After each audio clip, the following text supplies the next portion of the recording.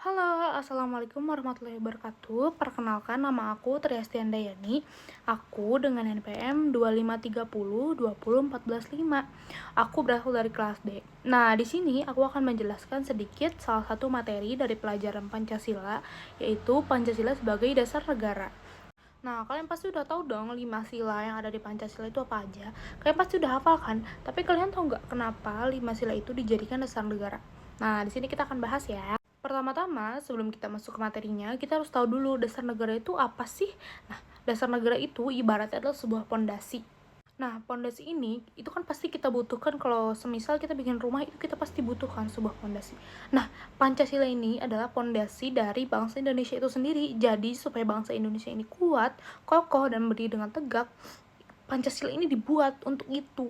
Nah, gimana bisa sih ceritanya Pancasila itu dipilih sebagai dasar negara? Jadi, dulu ketika waktu mau merdeka, para pendiri bangsa, contohnya seperti Soekarno, Muhammad Hatta, Mohyamin itu berdiskusi supaya bisa menyatukan berbagai suku, agama, ras yang ada di Indonesia.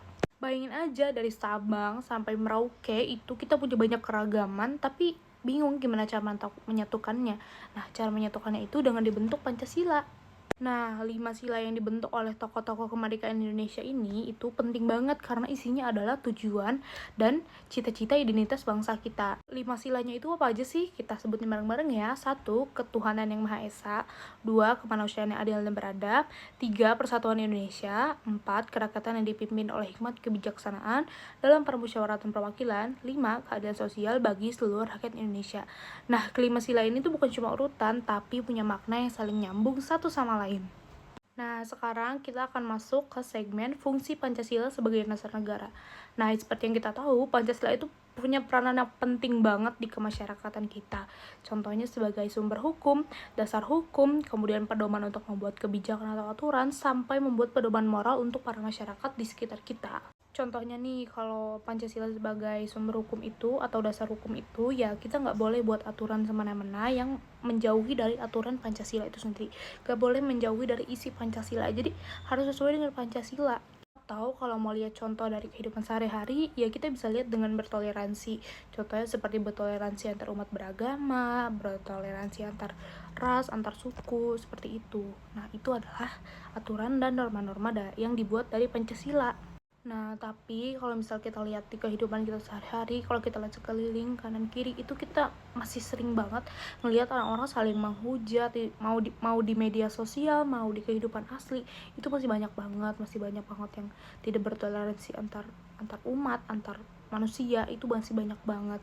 Nah, disinilah kita ingat Pancasila sebagai dasar negara bahwa kita tuh harus saling menghormati perbedaan sebagaimana dengan semboyan dari Pancasila itu sendiri, yaitu Bhinneka Tunggal Ika, yaitu berbeda-beda tetapi tetap satu.